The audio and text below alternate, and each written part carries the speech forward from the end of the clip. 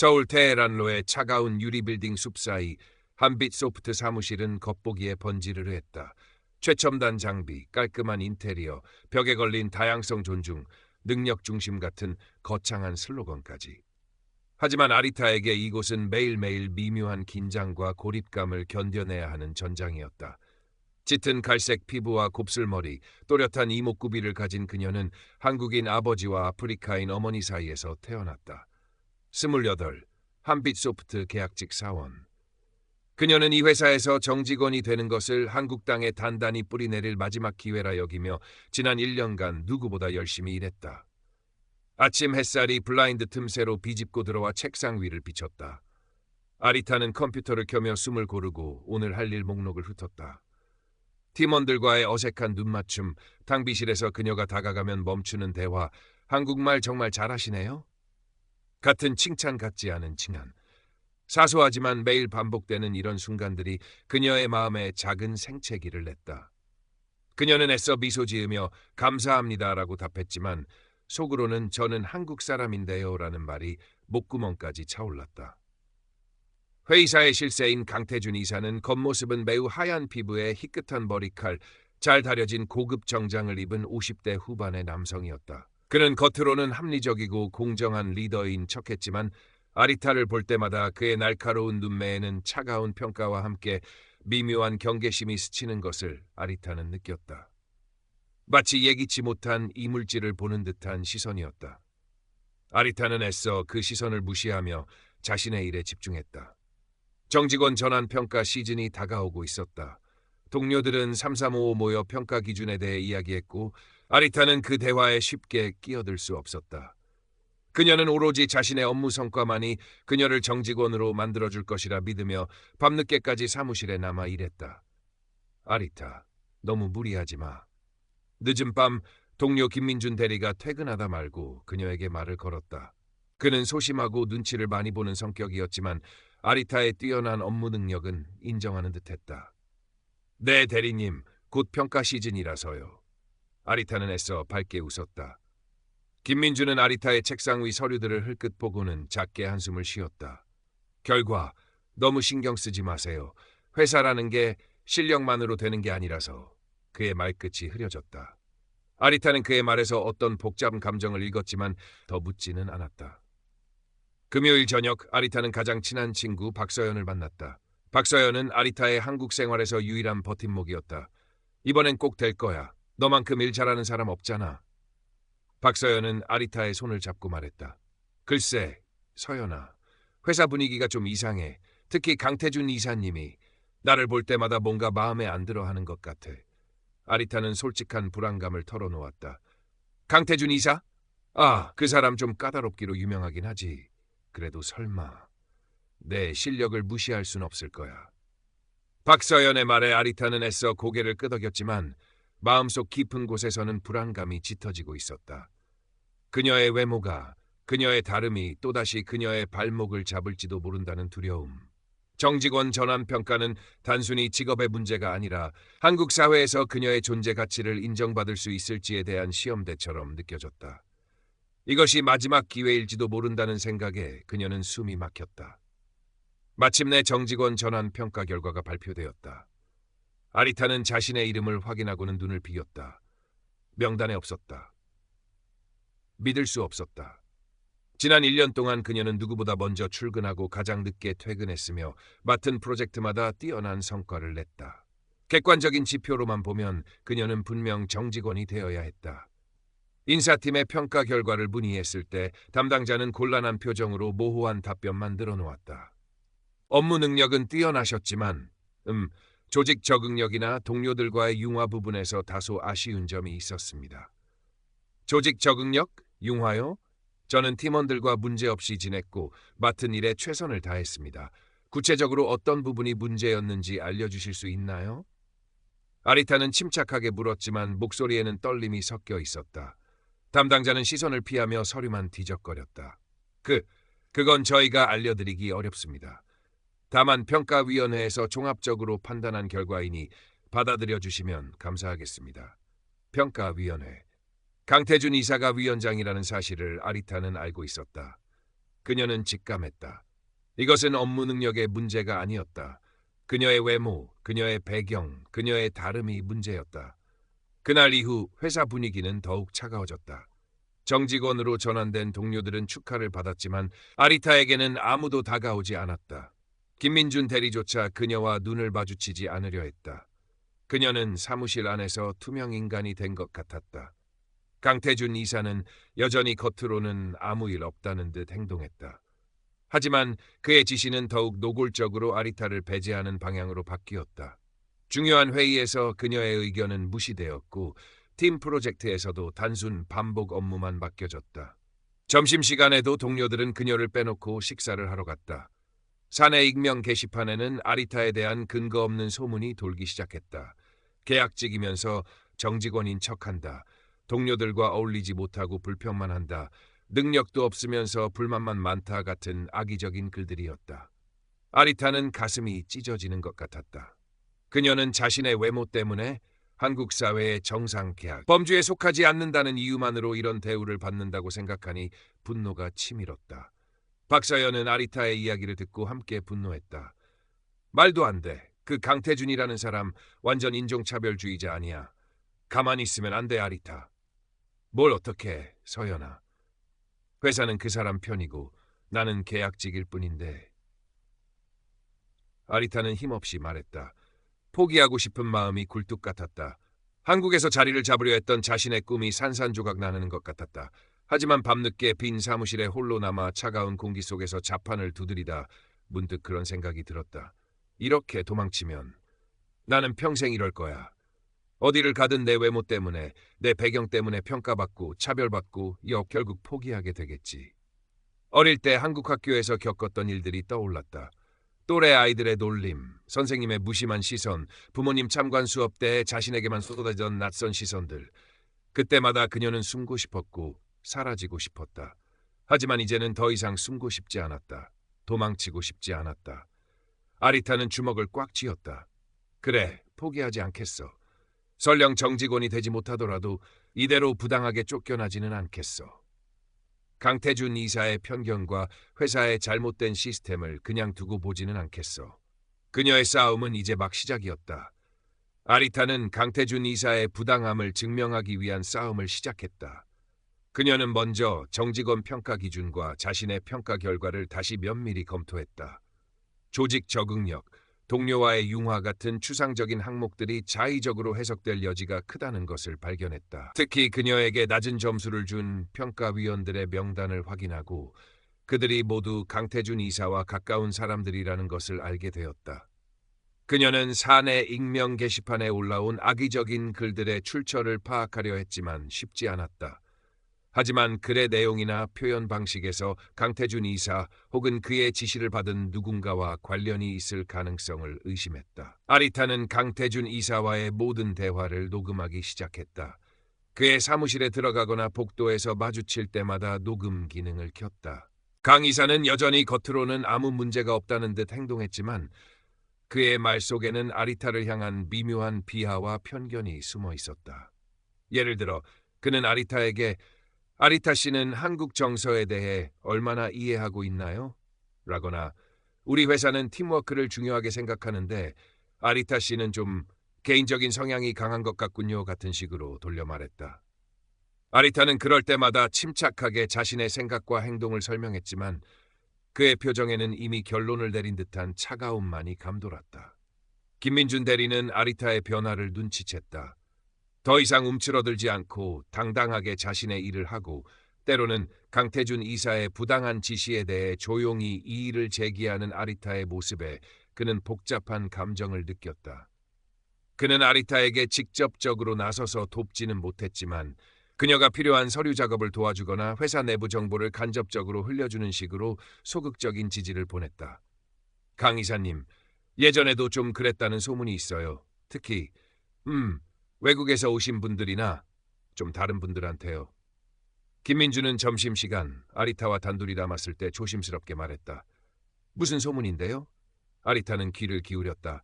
정확히는 모르겠는데 그냥 적응 못한다는 이유로 내보내거나 승진해서 누락시키거나 그런 일이 몇 번 있었다고 들었어요. 확실한 건 아니에요. 확실한 정보는 아니었지만 김민준의 말은 아리타의 의심을 더욱 확고하게 만들었다. 강태준 이사의 편견은 일시적인 것이 아니라 그의 성격 깊숙이 뿌리내린 문제였다. 아리타는 강태준 이사의 비서인 이수진 차장을 지켜봤다. 이수진 차장은 유능하고 차분했지만 강태준 이사의 앞에서 가끔 불안해 보이거나 불편한 기색을 내비쳤다. 특히 강태준 이사가 아리타에 대해 이야기하거나 부당한 지시를 내릴 때 그녀는 눈에 띄게 움츠러들었다. 아리타는 이수진 차장 역시 강태준 이사의 부당함을 알고 있을지도 모른다고 생각했다. 그녀는 이수진 차장에게 조심스럽게 접근할 방법을 고민했다. 어느 날 저녁, 아리타는 야근하는 이수진 차장에게 다가가 커피를 건넸다.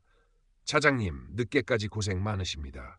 이수진 차장은 예상치 못한 아리타의 행동에 약간 놀랐지만 이내 미소 지었다. 아, 고마워요 아리타 씨. 아리타 씨도요. 잠깐의 짧은 대화였지만 아리타는 이수진 차장의 눈빛에서 연민과 함께 어떤 망설임을 보았다. 그녀는 확신했다. 이수진 차장도 알고 있다. 아리타는 강태준 이사의 차별적 발언이 담긴 녹취록과 불합리한 업무 지시가 담긴 이메일, 그리고 익명 게시판 글의 패턴 분석 자료 등을 차곡차곡 모았다. 증거는 충분해 보였지만 이것만으로는 강태준 이사를 무너뜨리거나 회사의 시스템을 바꿀 수 없을지도 모른다는 불안감이 여전히 그녀를 짓눌렀다. 그녀는 더 강력한 한 방이 필요했다. 그녀의 싸움은 이제 되돌릴 수 없는 지점에 와 있었다. 아리타는 강태준 이사의 부당함을 폭로할 방법을 찾기 위해 밤낮으로 고민했다. 법적인 절차를 밟는 것은 시간과 비용이 많이 들고 계약직 신분으로는 회사와의 싸움에서 이길 가능성이 희박했다. 그녀는 회사를 떠나는 대신 자신의 목소리를 내기로 결심했다. 가장 많은 사람이 모이는 곳, 강태준 이사가 가장 중요하게 생각하는 평판에 타격을 줄 수 있는 곳. 바로 원래 회의였다. 원래 회의는 한 달에 한 번, 전 직원이 대강당에 모여 회사의 성과를 공유하고 비전을 논의하는 자리였다.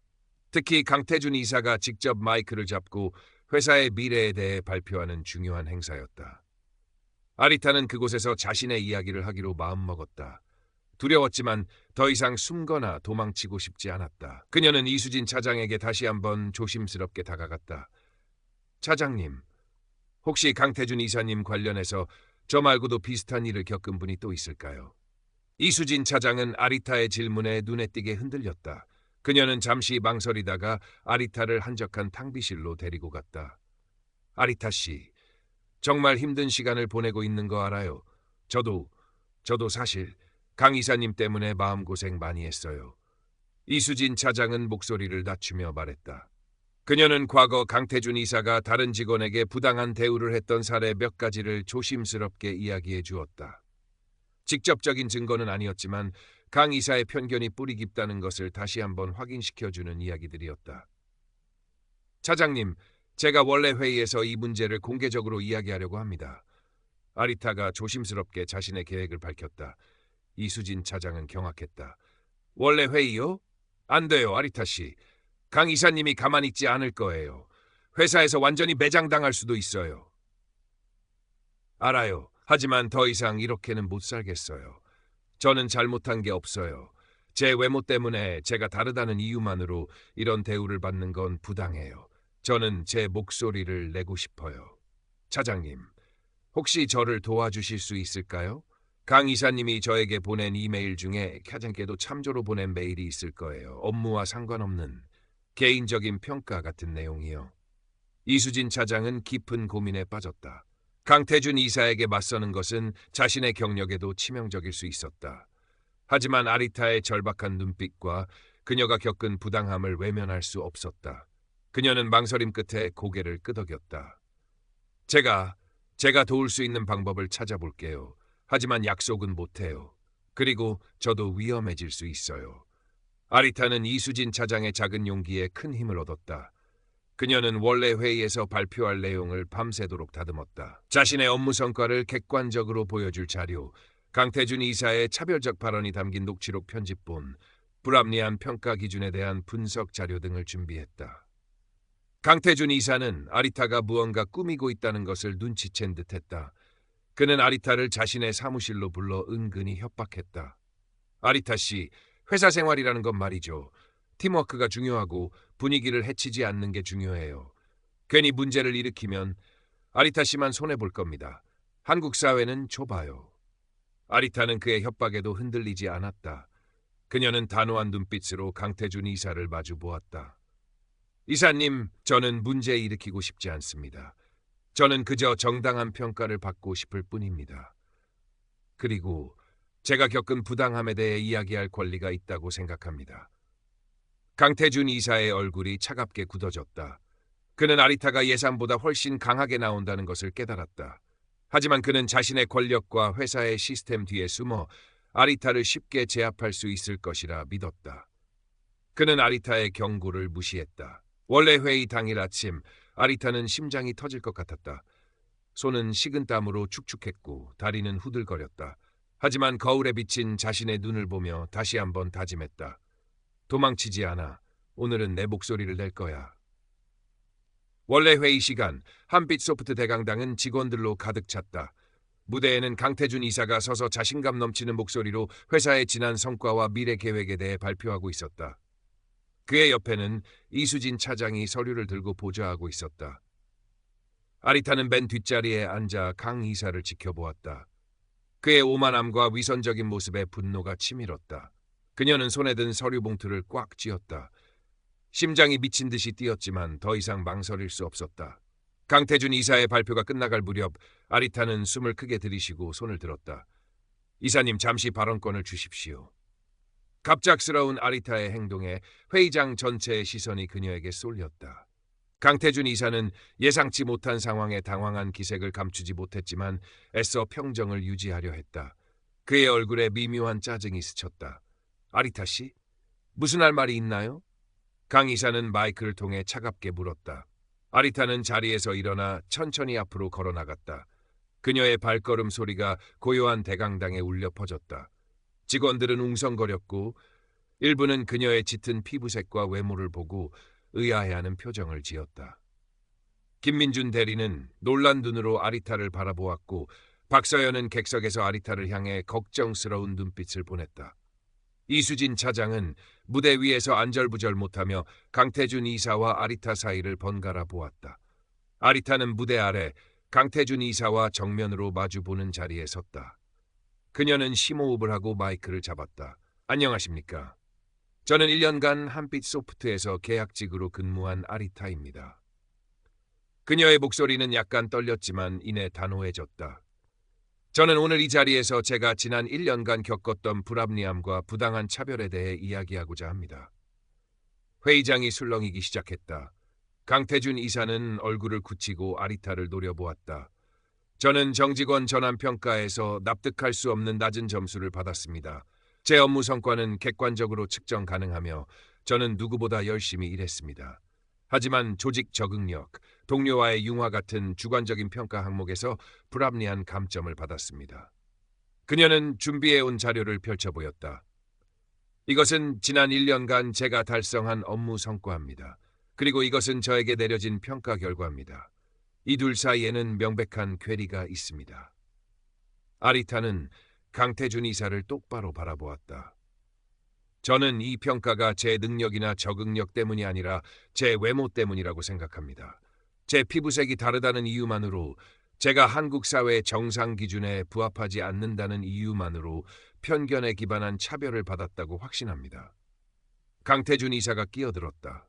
아리타 씨, 지금 무슨 말을 하는 겁니까? 평가는 공정하게 이루어졌습니다. 개인적인 감정을 이런 공적인 자리에서 이야기하다니 무례하군요. 공정한 평가요? 아리타는 강 이사의 말을 끊고 녹음기를 켰다. 강 이사가 그녀에게 했던 차별적 발언들이 대강당에 울려 퍼졌다. 아리타 씨는 한국 정서에 대해 얼마나 이해하고 있나요? 우리 회사는 팀워크를 중요하게 생각하는데 아리타 씨는 좀 개인적인 성향이 강한 것 같군요. 같은 목소리가 흘러나왔다. 직원들은 충격에 휩싸였다. 강태준 이사는 얼굴이 새빨개지며 마이크를 빼앗으려 했다. 당장 꺼요. 그건 조작된 겁니다. 조작되지 않았습니다. 이사님의 목소리입니다. 아리타는 침착하게 말했다. 그리고 이어서 강태준 이사가 그녀에게 보낸 이메일 내용을 공개했다. 업무와 무관하게 그녀의 태도나 외모에 대해 언급하며 부정적인 뉘앙스를 풍기는 메일들이었다. 이사님은 겉으로는 능력주의와 다양성을 외치지만 실제로는 저를 포함한 다른 사람들을 은근히 배척하고 차별해왔습니다. 저는 이 회사가 표방하는 가치와 실제 행태의 괴리를 지적하고 싶습니다. 이것은 저 개인의 문제가 아니라 한빛 소프트의 문제이자 어쩌면 우리 사회의 문제입니다. 아리타는 숨을 고르고 마지막으로 말했다. 저는 정직원이 되지 못해도 괜찮습니다. 하지만 저는 제가 겪은 부당함에 대해 침묵하지 않을 것입니다. 저는 제가 저라는 이유만으로 차별받지 않는 세상에서 살고 싶습니다.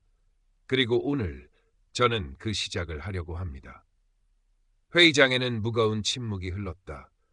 강태준 이사는 마이크 앞에서 아무 말도 하지 못하고 서 있었다. 그의 얼굴은 분노와 당혹감으로 일그러져 있었다. 직원들은 혼란스러운 표정으로 아리타와 강태준 이사를 번갈아 보았다. 아리타의 용기 있는 폭로에 일부는 경악했고 일부는 공감했으며 일부는 애써 외면했다. 김민준 대리는 주먹을 꽉 쥐고 아리타를 응원하는 눈빛을 보냈다.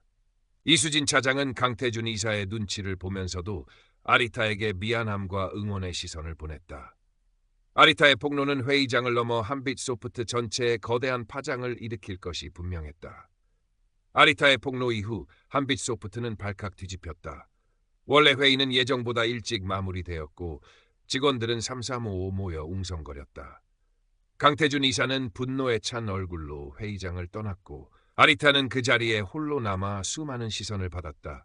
어떤 시선은 존경이었고 어떤 시선은 동정이었으며 어떤 시선은 불편함이나 비난이었다. 아리타는 자신의 자리로 돌아와 조용히 짐을 정리하기 시작했다. 그녀는 정직원 전환이 물 건너갔다는 것을 알고 있었다. 아니, 어쩌면 계약 기간이 끝나기도 전에 해고될지도 몰랐다. 하지만 후회는 없었다. 오랫동안 쌓아왔던 분노와 좌절감을 밖으로 쏟아내고 나니 마음 한구석이 후련해지는 것을 느꼈다. 점심시간이 되자 김민준 대리가 아리타에게 다가왔다.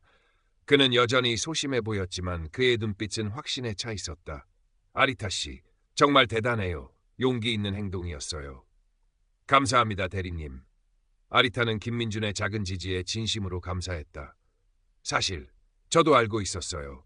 강 이사님이 아리타 씨한테만 유독 까다롭게 군다는 거. 다른 직원들한테도 그런 적이 몇 번 있었고요.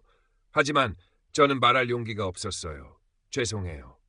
김민준은 고개를 숙이며 말했다. 괜찮아요, 대리님. 대리님 잘못이 아니에요. 아리타는 그의 어깨를 두드렸다. 김민준은 아리타의 폭로 이후 사내에서 어려움을 겪을 수도 있겠지만 그는 자신의 소신을 지킨 것에 대한 작은 만족감을 얻을 것이었다. 이수진 차장도 아리타에게 조심스럽게 연락해왔다. 그녀는 원래 회의에서 아리타를 직접적으로 돕지 못한 것에 대해 미안해하며 강태준 이사에게 불리한 추가 정보를 제공해주겠다고 약속했다. 그녀는 강 이사의 지시로 아리타의 인사평가 서류를 조작했던 구체적인 증거와 강 이사가 과거에도 비슷한 차별 행위를 저질렀음을 입증할 만한 자료들을 가지고 있었다. 이수진 차장은 강태준 이사의 권위에 눌려 부당함에 순응했지만 아리타의 용기 있는 행동에 감화되어 결국 양심의 목소리를 따르기로 결심한 것이었다. 아리타의 폭로는 회사 내부를 넘어 외부로 알려지기 시작했다. 원래 회의에 참석했던 일부 직원들이 소셜미디어에 글을 올리거나 언론에 제보하면서 사건은 일파만파 퍼져나갔다. 한빛소프트, 인종차별 논란 휩싸여 계약직 직원, 이사의 부당차별 폭로 같은 제목의 기사들이 쏟아졌다. 한빛소프트는 여론의 문매를 맞았다. 회사 측은 공식적으로는 사실관계를 확인 중이며 공정한 절차에 따라 처리하겠다는 원론적인 입장을 밝혔지만 내부적으로는 수습하기 위해 분주하게 움직였다. 강태준 이사는 모든 공식 석상에서 배제되었고 그의 직무는 정지되었다. 회사 차원의 조사가 시작되었고 이수진 차장이 용기를 내어 증언하면서 강태준 이사의 부당한 행위들이 속속 드러났다.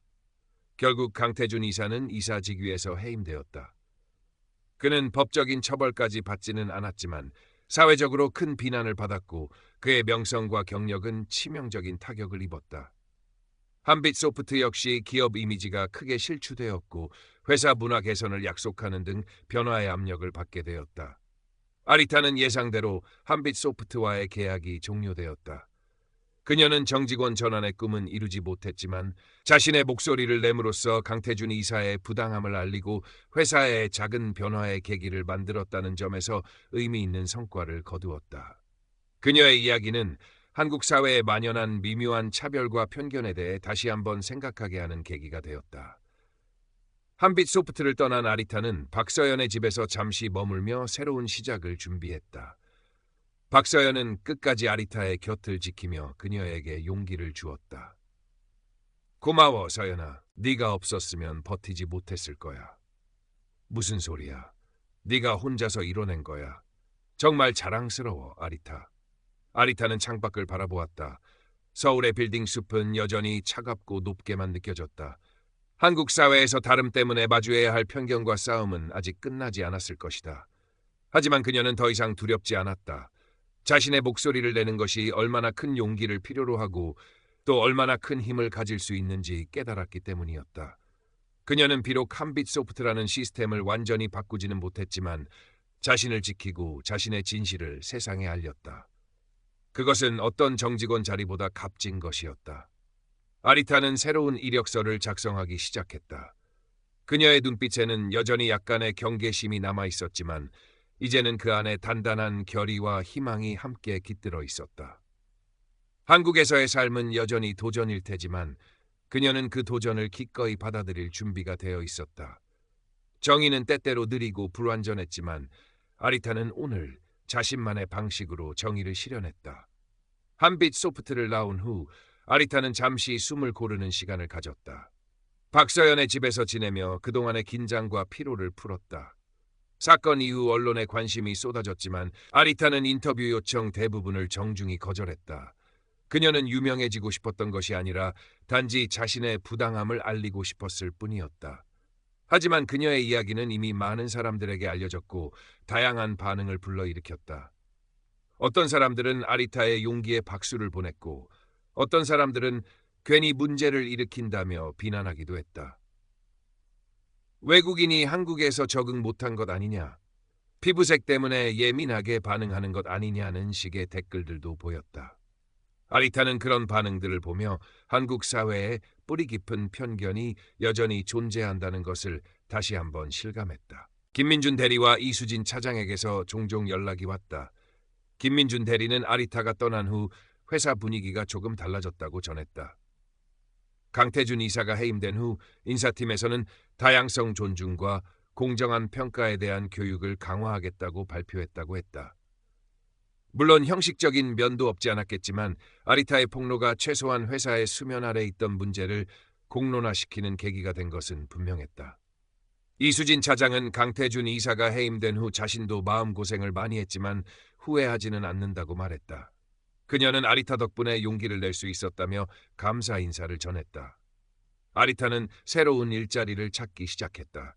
예전처럼 무작정 지원하기보다는 회사의 가치관과 분위기를 더 신중하게 살폈다. 몇 군데 면접을 보았지만 여전히 그녀의 외모에 대해 언급하거나 한국 생활에 대해 지나치게 질문하는 곳들이 있었다. 그때마다 아리타는 속으로 한숨을 쉬었지만 예전처럼 위축되지는 않았다. 그녀는 당당하게 자신의 능력과 경험을 이야기하고 회사의 편견 없는 채용 기준에 대해 역으로 질문하기도 했다. 그러던 중 아리타는 작은 스타트업 회사에서 연락을 받았다. 이 회사는 설립 목적 자체가 다양성과 포용을 기반으로 한 프로젝트를 진행하는 곳이었다. 면접에서 만난 대표는 아리타의 한빛소프트 사건에 대해 알고 있었고 그녀의 용기와 문제의식에 깊이 공감한다고 말했다. 아리타 씨의 경험이 저희 회사에 큰 도움이 될 거라고 생각합니다. 저희는 아리타 씨의 능력뿐만 아니라 아리타 씨가 가진 다양한 배경과 시각을 높이 평가합니다. 그 대표의 말에 아리타는 눈물이 핑 돌았다. 오랫동안 듣고 싶었던 말이었다. 자신의 다름이 핸디캡이 아니라 강점이 될 수 있다는 것을 인정받는 순간이었다. 아리타는 그 회사에 합류하기로 결정했다. 규모는 작았지만 이곳이라면 자신의 능력을 마음껏 펼치고 편견 없이 일할 수 있을 것 같다. 새로운 직장은 서울의 한 오래된 건물에 자리 잡고 있었지만 그 안의 분위기는 한빛 소프트의 차가운 빌딩과는 완전히 달랐다. 다양한 배경을 가진 사람들이 모여 자유롭게 의견을 나누고 서로를 존중하는 따뜻한 분위기였다. 첫 출근 날 아침, 아리타는 거울 앞에서 옷매무새를 가다듬었다. 짙은 갈색 피부, 곱슬머리, 크고 깊은 눈. 그녀는 더 이상 자신의 외모를 숨기려 하거나 부끄러워하지 않았다. 이것이 바로 그녀 자신이었고 그녀를 특별하게 만드는 것이었다. 박서연은 아리타의 새로운 시작을 진심으로 축하해 주었다. 봐봐, 내 말 맞지? 결국 너의 진심과 실력을 알아주는 곳이 나타나잖아. 응, 서연아, 다 내 덕분이야. 아리타는 박서연을 꼭 안아주었다. 아리타는 새로운 회사에서 활기찬 하루를 시작했다. 여전히 한국 사회에는 인종적 편견과 차별이 존재할 것이다. 그녀는 앞으로도 예상치 못한 순간에 불편한 시선이나 질문을 마주할 수도 있다. 하지만 한빛 소프트에서의 싸움을 통해 그녀는 중요한 것을 배웠다.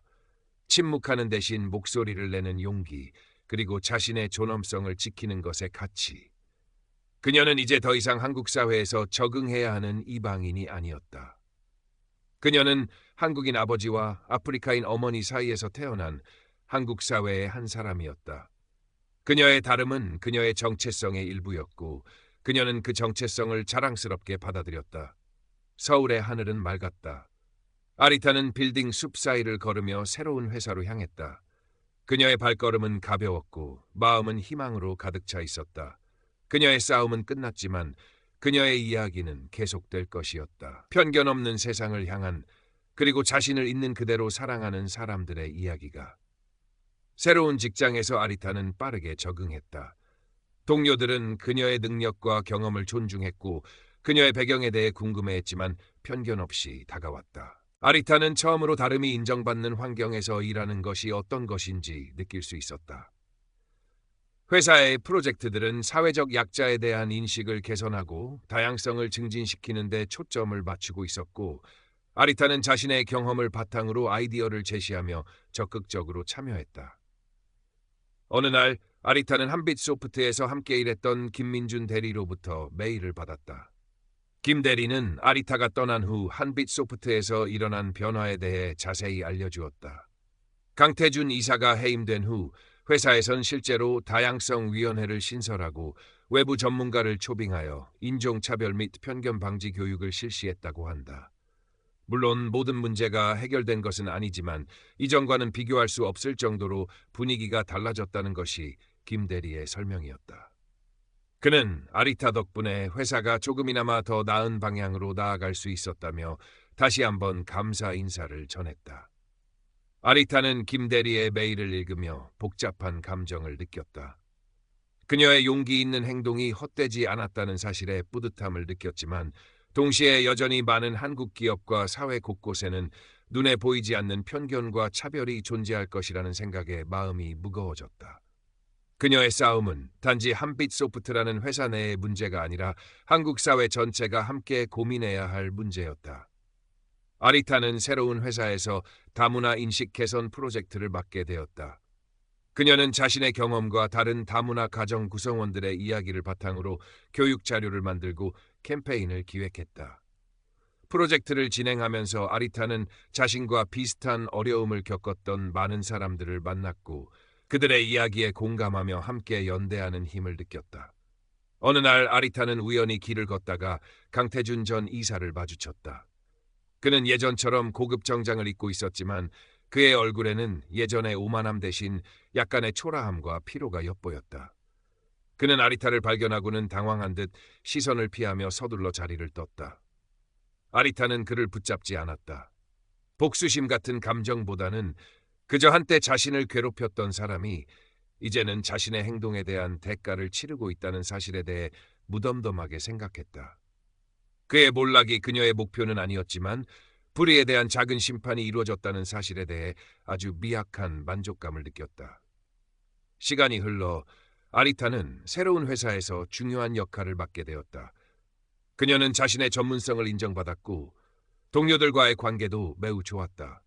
그녀는 더 이상 다름 때문에 숨거나 위축되지 않았다. 오히려 자신의 독특한 배경과 경험을 바탕으로 다른 사람들에게 영감을 주고 긍정적인 영향을 미치기 위해 노력했다. 주말에는 박서연과 만나 맛있는 음식을 먹고 수다를 떨었다. 아리타는 이제 한국에서의 삶이 예전처럼 불안하고 외롭지만은 않다는 것을 느꼈다. 그녀를 지지하고 사랑해주는 사람들이 있었고 그녀의 능력을 인정해주는 일터가 있었다. 물론 여전히 가끔씩 마주치는 편견 어린 시선이나 무례한 질문들은 그녀를 힘들게 했지만 그녀는 이제 그런 것들에 흔들리지 않을 만큼 단단해져 있었다. 아리타는 한국 사회에서 평범한 한 사람으로 인정받고 싶다는 목표를 어느 정도 이루었다고 생각했다. 아니, 어쩌면 평범함이라는 틀에 갇히는 대신 자신의 다름을 인정하고 사랑하는 법을 배웠다는 것이 더 정확할지도 몰랐다. 그녀는 더 이상 누군가에게 자신을 증명하기 위해 애쓰지 않았다. 그저 아리타 자신으로 존재하며 자신이 할 수 있는 최선을 다할 뿐이었다. 어느 날 밤 아리타는 자신의 방 창밖으로 서울의 야경을 내려다보았다. 수많은 불빛들이 반짝이는 도시. 그 안에는 여전히 다양한 사람들이 살아가고 다양한 이야기들이 펼쳐지고 있을 터였다. 그녀의 이야기는 그 수많은 이야기들 중 하나일 뿐이었다. 하지만 그녀는 자신의 이야기가 다른 누군가에게 작은 용기를 줄 수 있기를 바랐다. 다름 때문에 힘들어하는 사람들에게, 불의에 맞서 싸우기를 망설이는 사람들에게. 아리타는 미소 지었다.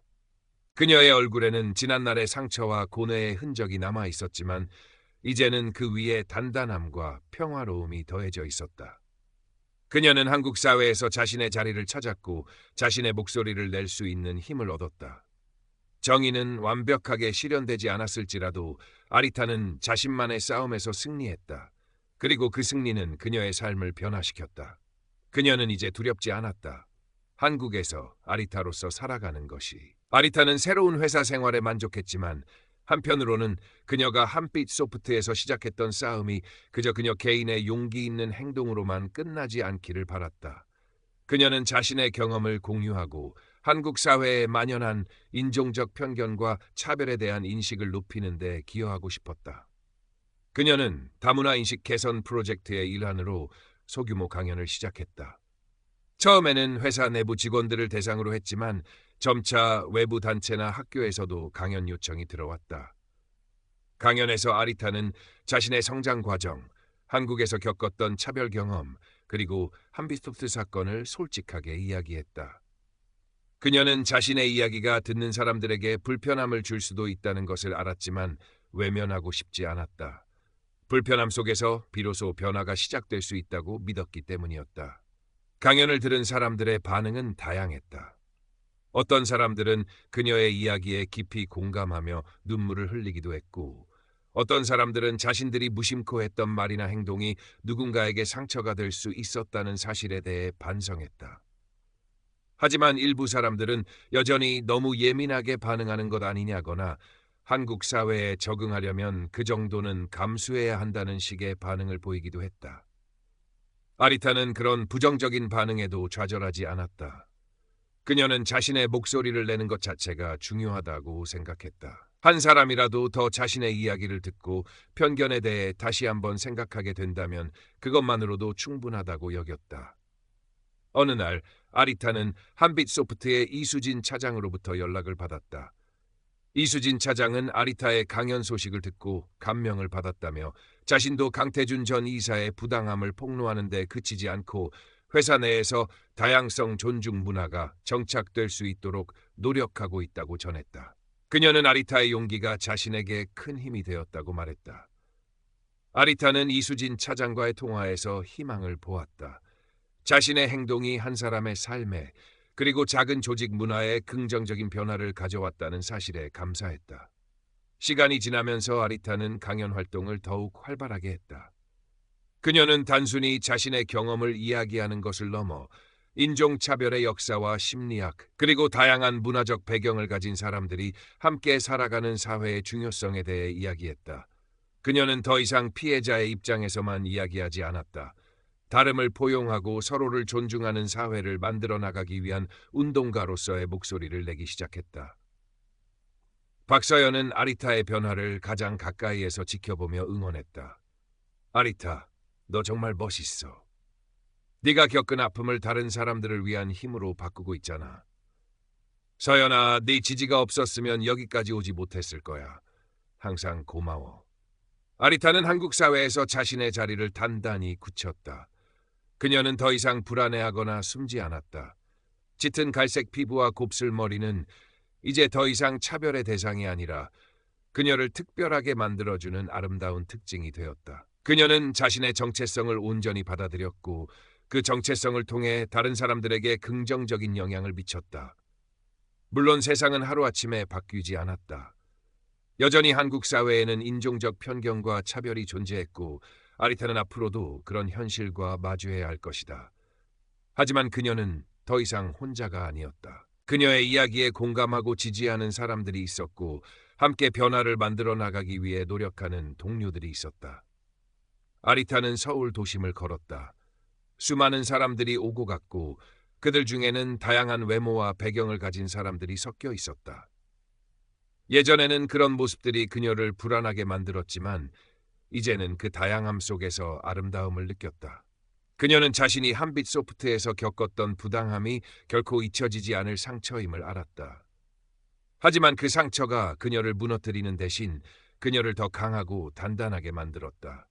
그녀는 불의에 맞서 싸우는 용기가 얼마나 중요한지, 그리고 자신의 목소리를 내는 것이 얼마나 큰 변화를 가져올 수 있는지 온몸으로 배웠다. 아리타는 멈춰서서 하늘을 올려다보았다. 푸른 하늘 아래 서울의 빌딩들은 여전히 높았지만 이제 그녀는 그 빌딩 숲속에서 자신의 자리를 찾았다는 것을 알았다. 그녀는 한국에서 아리타로서 당당하게 서 있었다. 그녀의 이야기는 계속될 것이었다. 편견을 넘어 서로를 존중하는 세상으로 나아가는 이야기로. 아리타의 강연 활동과 다문화 인식 개선 프로젝트는 점차 사회적으로 주목받기 시작했다. 그녀의 진솔한 이야기와 설득력 있는 메시지는 많은 사람들의 마음을 움직였다. 일부 시민단체에서는 아리타에게 함께 활동하자는 제안을 해왔고 그녀는 기회를 보아 협력하며 자신의 목소리를 더 넓은 곳으로 퍼뜨렸다. 그녀의 이야기가 언론에 다시 한번 크게 보도되면서 한빛 소프트는 또다시 여론의 도마 위에 올랐다. 회사 측은